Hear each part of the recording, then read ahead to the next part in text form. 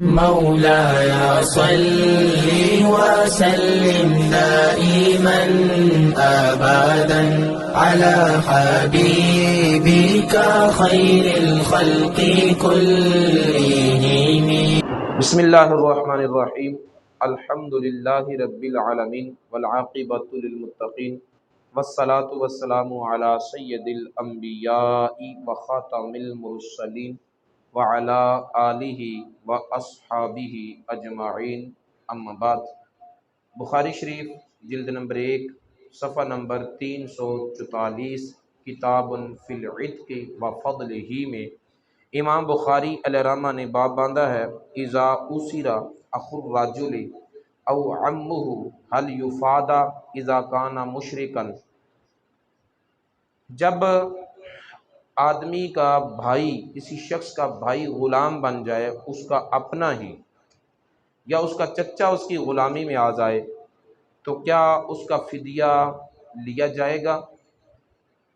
جب کہ وہ مشرک ہو؟ اس میں حضرت انس رضی اللہ تعالی عنہ فرماتے ہیں کہ نبی پاک صلی اللہ علیہ وسلم کے چچا حضرت عباس رضی اللہ تعالی عنہ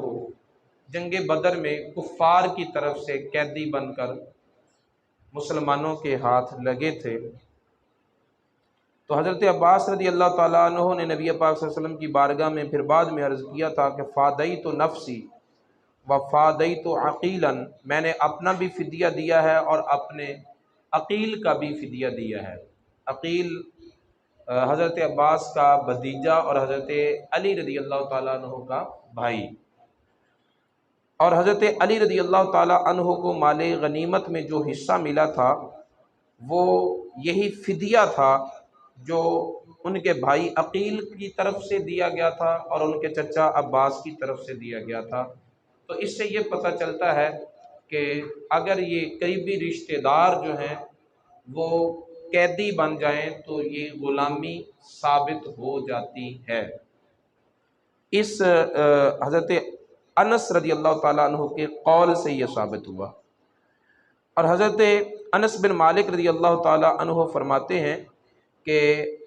ان رجالا من الانصار استاذنوا رسول اللہ صلی اللہ علیہ وسلم، انصار صحابہ کرام میں سے کچھ نے اجازت مانگی رسول اللہ صلی اللہ علیہ وسلم سے اور کہا کہ اذن فلنترک لابن اختنا عباس فداءہ، یا رسول اللہ صلی اللہ علیہ وسلم آپ اجازت عطا فرمائیں، ہم اپنے بھانجے عباس کا فدیہ چھوڑ دیں۔ تو رسول اللہ صلی اللہ علیہ وسلم نے فرمایا لا تدعون منہ درہما، تم سارا فدیہ چھوڑنے کی بات کرتے ہو، ایک درہم بھی نہیں چھوڑنا، پورا فدیہ لینا ہے۔ وہ جو انصار صحابہ کرام کا بھانجا لگتا تھا وہ نبی پاک صلی اللہ علیہ وسلم کا اپنا چچا بھی لگتا تھا، لیکن نبی پاک صلی اللہ علیہ وسلم نے فدیہ ترک نہیں کیا۔ تو فدیہ لینے کا مطلب یہ ہے کہ غلامی ثابت ہو چکی، ملک ثابت ہو چکا، اور اگر بندہ حالت شرک میں اپنے بھائی یا اپنے چچا کا مالک بنے تو وہ ملک ثابت ہو جاتا ہے۔ لیکن یہ ابتدائے اسلام سے مراد یہ ہے کہ ہجرت کے بعد ابتدائی حالات کی بات تھی، جب پہلے جہاد کا حکم دیا گیا تھا تو ابتداءً یہی حکم تھا۔ بعد میں نبی پاک صلی اللہ علیہ وسلم کا ایک فرمان جس کو ترمذی، ابو داؤد، نسائی، ابن ماجہ نے ذکر کیا ہے کہ نبی پاک صلی اللہ علیہ وسلم نے فرمایا جب کوئی بندہ اپنے ذی رحم محرم کا مالک بنتا ہے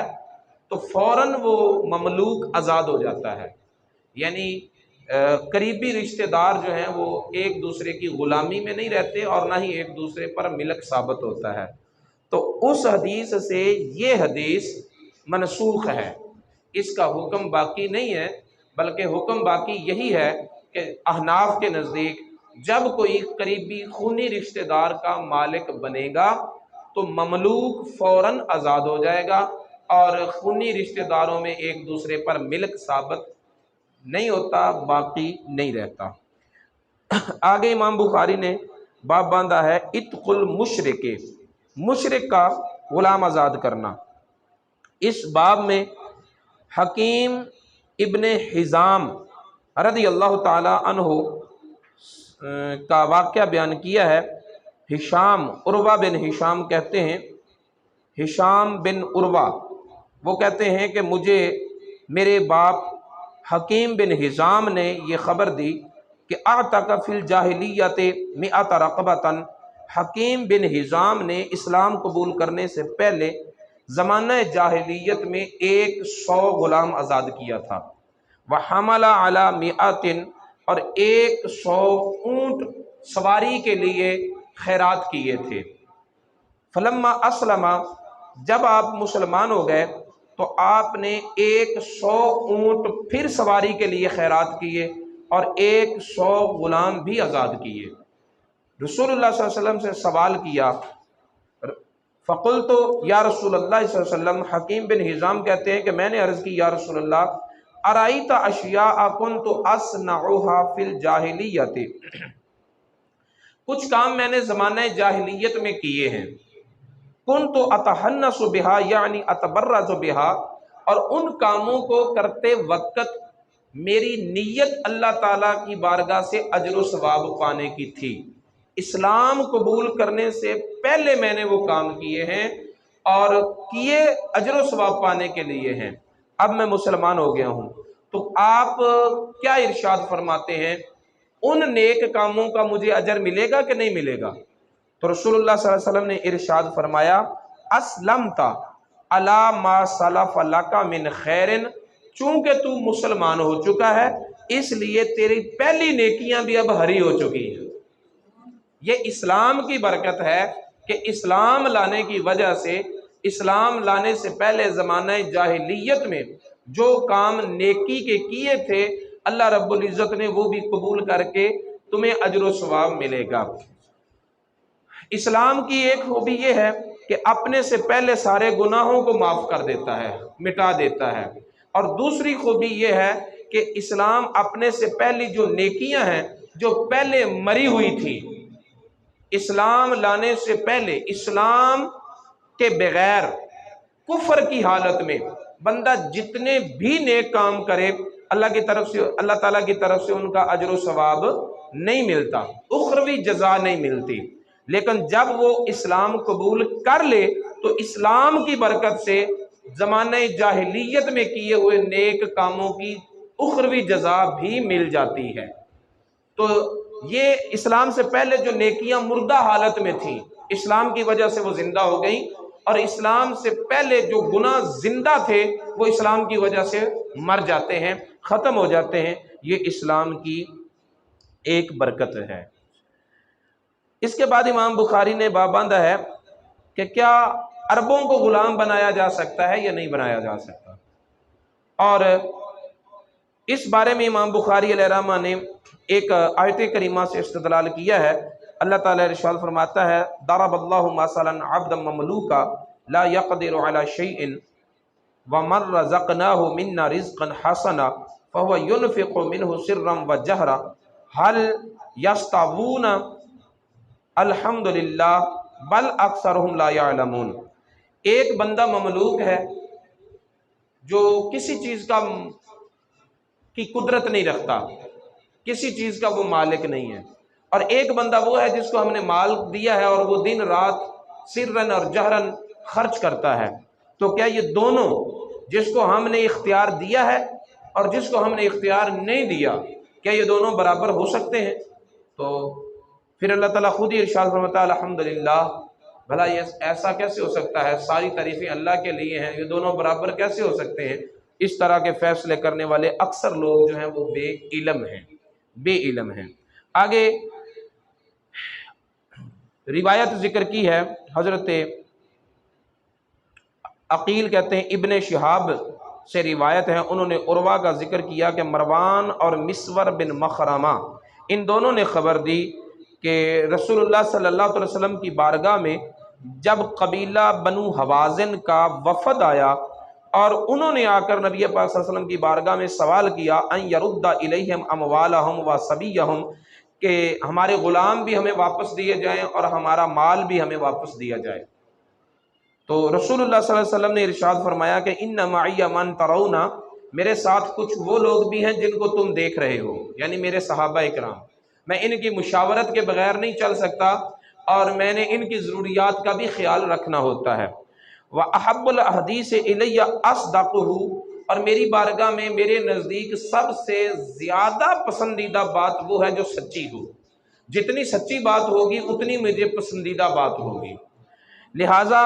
یہ بات کہنا کہ میں دونوں چیزیں تمہیں واپس دے دوں گا، ایسا نہیں ہو سکتا۔ اب تم دو میں سے ایک چیز منتخب کر لو، یا مال لے لو یا پھر اپنے غلام آزاد کروا لو۔ اور میں نے تو اسی کو پسند کیا ہے، میں انتظار کرتا رہا تمہارا، اور چند دن تک نبی پاک صلی اللہ علیہ وسلم نے ان کا انتظار کیا بھی، ان کے غلام اپنے قبضے میں کر کے، ان کا مال اپنے قبضے میں کر کے رسول اللہ صلی اللہ علیہ وسلم چند دن تک انتظار میں ٹھہرے رہے کہ قبیلہ بنو حوازن کے لوگ آئیں گے تو جو وہ مانگیں گے میں ان کی چیزیں انہیں واپس دے دوں گا، لیکن وہ آئے نہیں۔ جب رسول اللہ صلی اللہ علیہ وسلم نے مال غنیمت تقسیم کر دیا، اب وہ لوگ آئے تو رسول اللہ صلی اللہ علیہ وسلم نے فرمایا کہ اب دونوں چیزیں نہیں ملیں گی، اب تمہیں صرف دونوں میں سے ایک چیز ملے گی، یا اپنا مال لے لو یا اپنے غلام آزاد کروا لو۔ جب انہیں یقین ہو گیا کہ نبی پاک صلی اللہ علیہ وسلم نے دو چیزیں نہیں دینی، صرف ایک ہی چیز دینی ہے، تو انہوں نے کہا کہ فَإِنَّا نَخْتَارُ صَبْيَنَا، کہ ہم اپنے غلاموں کو اختیار کرتے ہیں، ہمارے جن بچوں کو عورتوں کو غلام بنایا ہے وہ ہمیں واپس کر دو۔ نبی پاک صلی اللہ علیہ وسلم لوگوں میں کھڑے ہو گئے، کھڑے ہو کر نبی پاک صلی اللہ علیہ وسلم نے اللہ تعالیٰ کی حمد و ثنا کی جیسی کہ اس کی شان کے لائق ہے۔ پھر فرمایا کہ فَإِنَّ إِخْوَانَكُمْ قَدْ جَاءُونَا تَائِبِينَ، صحابہ کرام سے فرمایا کہ یہ تمہارے بھائی ہیں اور یہ تائب ہو کر، توبہ کرنے والے بن کر تمہارے پاس آ گئے ہیں۔ تو انی رأیت ان ارد الیہم صبیہم، میرا خیال یہ ہے کہ ان کے غلام ان کو واپس کر دینے چاہیے۔ تو تم میں سے جو کوئی خوش دلی کے ساتھ غلاموں کو واپس کرتا ہے تو وہ واپس کر دے، اور اگر کوئی خوش دلی کے ساتھ غلاموں کو واپس نہیں کرتا، وہ فروخت کرنا چاہتا ہے تو بھی وہ غلام واپس کر دے۔ جب پہلا مال غنیمت آئے گا، مال فے آئے گا، تو ہم اس سے تمہارے غلاموں کی قیمت تمہیں چکا دیں گے، تمہاری قیمت دے دیں گے۔ لہذا اگر قیمتاً دینے ہیں تو دے دو، اگر خوشی سے آزاد کرتے ہو تو کر دو، یہ غلام واپس کر دو۔ تو لوگ جو تھے وہ بولے اور کہنے لگے یا رسول اللہ آپ کا فرمان ہو اور ہم ان کی قیمت لیں، بڑی خوشی کے ساتھ سارے غلام واپس کرنے کو تیار ہیں۔ یہ تھا صحابہ کرام کا جذبہ، رسول اللہ صلی اللہ علیہ وسلم کی خدمت اور حکم کی، آپ کی پسند پر عمل کرنے کا یہ جذبہ تھا۔ جب نبی پاک صلی اللہ علیہ وسلم کی بارگاہ میں سب نے یہ عرض کیا تو فرمایا ان لا ندری من اذن منکم ممن لم یاذن، مجھے کیا پتا کہ کون خوشی کے ساتھ آزاد کر رہا ہے اور کون جو ہے وہ دیکھا دیکھی ایک دوسرے کا منہ ملاحظہ رکھنے کے لیے ایسا کر رہا ہے۔ فرجیو، تم اپنے اپنے گھروں میں واپس چلے جاؤ، اپنے اپنے سرداروں کے ساتھ اپنے دل کی بات کرو، تمہارے سردار آ کر مجھے بتائیں کہ کون خوشی کے ساتھ غلام کو واپس کرنا چاہتا ہے، کون قیمتاً دینا چاہتا ہے۔ موقع دیا تاکہ کسی کو مجبور نہ کیا جائے، کسی کی مجبوری سے فائدہ نہ لیا جائے، کسی کی عقیدت کا ناجائز استعمال نہ کیا جائے۔ تو وہ لوگ سارے کے سارے واپس چلے گئے اور انہوں نے اپنے قوم کے سرداروں سے بات کی، اور پھر وہ ان کے جو سردار تھے وہ نبی پاک صلی اللہ علیہ وسلم کی طرف واپس آئے اور انہوں نے آ کر بتایا کہ یا رسول اللہ آپ کے تربیت یافتہ ہیں، آپ کے صحابہ ہیں، آپ کے مرید ہیں، آپ کے مقتدی ہیں، آپ کے شاگرد بھی ہیں، سب خوش دلی کے ساتھ غلاموں کو واپس کر رہے ہیں۔ سارے صحابہ نے خوش دلی کے ساتھ واپس کیا۔ تو نبی پاک صلی اللہ علیہ وسلم نے وہ سارے غلام جو تھے قبیلہ بنو حوازن کے انہیں واپس کر دیا۔ اب نبی پاک صلی اللہ تعالیٰ علیہ وآلہ وسلم نے یہ جو اپنے صحابہ کرام سے کہا کہ اگر قیمتاً دیتے ہو تو دے دو، اگر خوشی سے واپس کرتے ہو تو کر دو، لیکن ایسا نہیں کیا کہ آپ نے حکمن کہا کہ چلو بھی سارے کے سارے غلام واپس کرو، قبیلہ بنو حوازن والے آ گئے ہیں لہذا واپس کر دو، جتنے غلام تقسیم ہو چکے ہیں، یہ نہیں کہا۔ کیوں؟ اگر آپ واپسی کا حکم دیتے تو پھر اس سے یہ ثابت ہو سکتا تھا کہ یہ لوگ ان غلاموں کے مالک نہیں بنے، ملک ثابت نہیں ہوا، واپس لے لیے گئے۔ نبی پاک صلی اللہ علیہ وسلم نے فرمایا خوشی سے واپس کر دو یا قیمتاً واپس کر دو، اور پھر فرمایا کہ نہیں، جاؤ اپنے جا کر سرداروں سے کہو، انہیں اپنے اپنے دل کی بات بتاؤ۔ تو یہ اسلوب اختیار کرنے سے یہ پتہ چلا کہ وہ قبیلہ بنو حوازن کے لوگ خالصتاً عرب کے لوگ تھے، اور ان عربوں کے لوگ جب آپ کی غلامی میں آئے، آپ نے اپنے صحابہ میں تقسیم کر دیا، تو اس سے پتہ چلا کہ عرب لوگ بھی غلام بن سکتے ہیں، عرب لوگ بھی غلام بن سکتے ہیں۔ جبکہ بعض علماء کرام نے نبی پاک صلی اللہ علیہ وسلم کی وجہ کر کے یہ حکم دیا تھا، یہ فتویٰ دیا اور مسئلہ بیان کیا کہ عربوں کو یہ شرافت حاصل ہے کہ ان میں سے نبی پاک صلی اللہ علیہ وسلم ہوئے ہیں، لہٰذا اس نسبت کے احترام میں عربوں کو غلام نہیں بنایا جا سکتا۔ تو اب فتویٰ تو یہی ہے کہ عرب لوگ غلام بن سکتے ہیں، لیکن تقویٰ اور محبت کا تقاضا یہی ہے کہ نبی پاک صلی اللہ علیہ وسلم کی نسبت کا احترام کرتے ہوئے انہیں غلام نہ بنایا جائے، اور جب وہ غلامی میں آئیں تو انہیں آزاد کر دیا جائے۔ لیکن الحمدللہ اللہ تعالیٰ کے فضل و کرم سے اب غلامی کا ویسے ہی تصور ختم ہو چکا ہے، اور اب غلامی ہے ہی نہیں، دنیا پر رہ گئی۔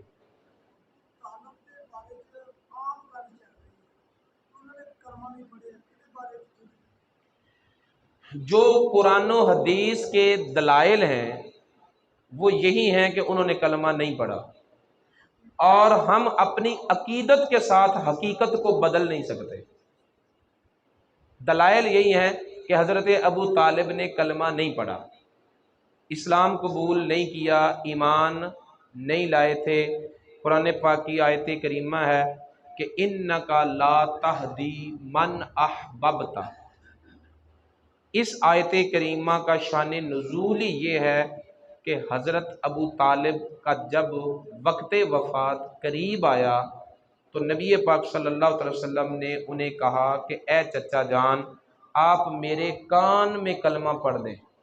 میرے کان میں کہہ دیں کہ لا الہ الا اللہ محمد رسول اللہ، اللہ کی بارگاہ میں میں آپ کا ضامن بن جاؤں گا۔ ساتھ ابو جہل بھی بیٹھا تھا اور دوسرے رشتہ دار بھی تھے، تو حضرت ابو طالب نے ایک نظر رسول اللہ صلی اللہ علیہ وسلم کو دیکھا، ایک نظر ان کو دیکھا، اور پھر یہ کہنے لگے کہ میں گواہی دیتا ہوں کہ آپ کا دین سارے دینوں سے بہترین دین ہے، لیکن اگر میں اس وقت کلمہ پڑھ لوں گا تو یہ سارے عرب کے لوگ کہیں گے کہ موت کے ڈر سے اس نے محمد کا دین قبول کر لیا ہے، اس لیے میں آپ کا دین اس تانے سے بچنے کے لیے قبول نہیں کرتا۔ اور یہ بات حضرت ابو طالب کی آخری بات تھی، اس کے بعد آپ فوت ہو گئے۔ اب بتائیں اس بات سے ان کا ایمان ثابت ہوتا ہے؟ نہیں ہوتا نا۔ نبی پاک صلی اللہ تعالیٰ علیہ وسلم کو اس بات کا صدمہ ہوا، نبی پاک صلی اللہ علیہ وسلم کے دل کو تسلی اور اطمینان دلانے کے لیے اللہ تعالیٰ نے یہ آیت کریمہ نازل کی، اِنَّکَ لَا تَہْدِی مَنْ أَحْبَبْتَ، کہ اے پیارے محبوب، جسے بھی آپ پسند فرمائیں اس کے لیے ہدایت کو تخلیق نہیں فرما سکتے۔ اس بارے میں ہمارے اساتذہ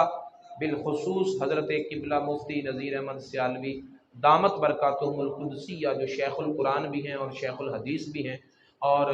شیخ المدرسین بھی ہیں، آپ نے یہ فرمایا کہ اگر کسی دلیل سے حضرت ابو طالب کا ایمان ثابت ہو جائے، نبی پاک صلی اللہ علیہ وسلم کی بھی خوشی ہے اس میں، ہمارے بھی دل کی خوشی ہے، لیکن جو دلائل ہمارے سامنے ہیں قرآن و حدیث کے، ان سے ایمان ثابت ہوتا نہیں۔ ہم ان کے ایمان ثابت ہونے پر خوش ہیں اگر دلائل سے ثابت ہو جائے، لیکن اگر کوئی قرائن اور شواہد بیان کرے اور ان کے ایمان کو ثابت کرنے کے جوش میں قرآن کی آیات کا انکار کرتا جائے اور ان نصوص قطعیہ کو پس پشت ڈالے، تو ہم قرآن کے ساتھ یہ سلوک تو نہیں گوارا کر سکتے۔ ٹھیک ہے، نبی پاک صلی اللہ علیہ وسلم کو تکلیف ہوگی اگر ہم حضرت ابو طالب کا کفر اعلانیہ بیان کریں گے،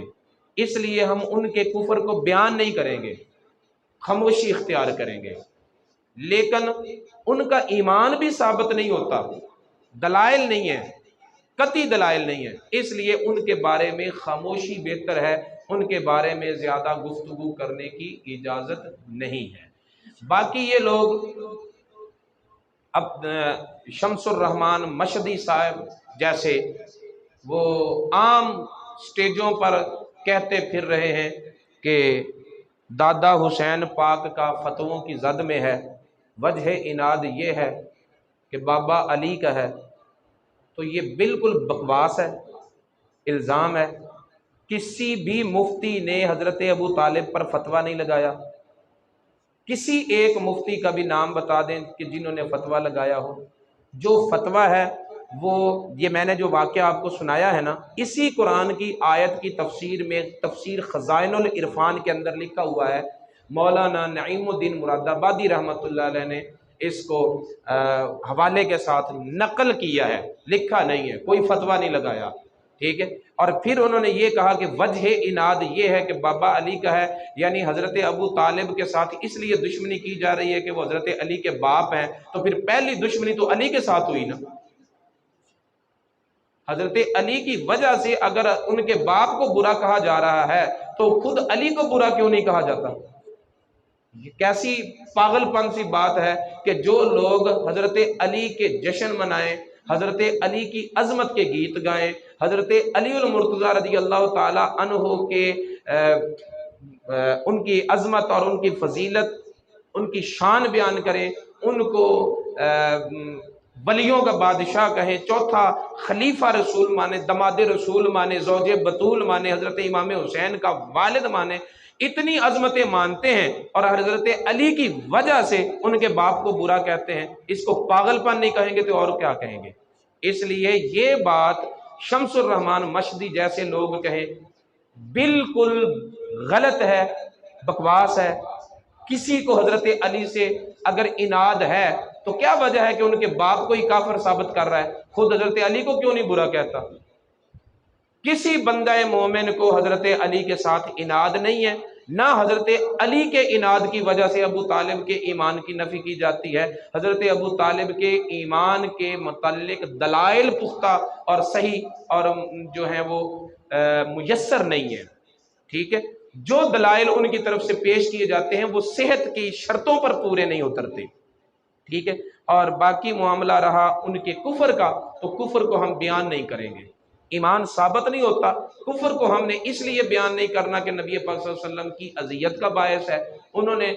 بڑی خدمت کی۔ رسول اللہ صلی اللہ علیہ وسلم کی بارگاہ سے سوال بھی ہوا کہ یا رسول اللہ، ابو طالب نے آپ کی اتنی خدمت کی ہے، آپ کی خدمت کا انہیں کوئی صلہ بھی ملے گا؟ تو رسول اللہ صلی اللہ علیہ وسلم نے فرمایا کہ میری خدمت کی وجہ سے ان کو جہنم میں سب سے ہلکا عذاب دیا جا رہا ہے،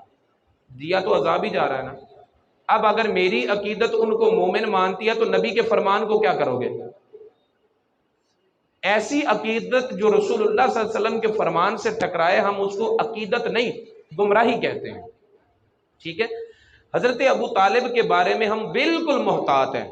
جو لوگ غیر محتاط ہیں وہ رسول اللہ کے اس فرمان کا جواب دیں، وہ قرآن پاک کی اس آیت کا شان نزول بتائیں، اور مفتی نعیم الدین مراد آبادی رحمۃ اللہ علیہ نے جو خزائن العرفان میں لکھا ہے ان کے بارے میں بتائیں کہ وہ کیا کہتے ہیں۔ اس لیے جو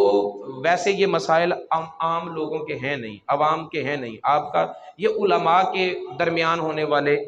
مسائل ہیں۔ آپ نے سوال اس لیے اٹھایا ہے کہ ان غیر محتاط علماء نے اس طرح کے مسائل عوام میں بیان کرنے شروع کر دیے،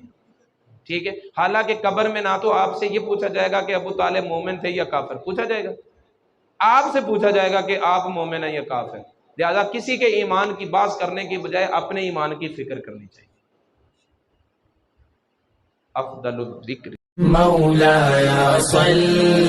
وسلم دائما أبدا على حبيبك خير الخلق كلهم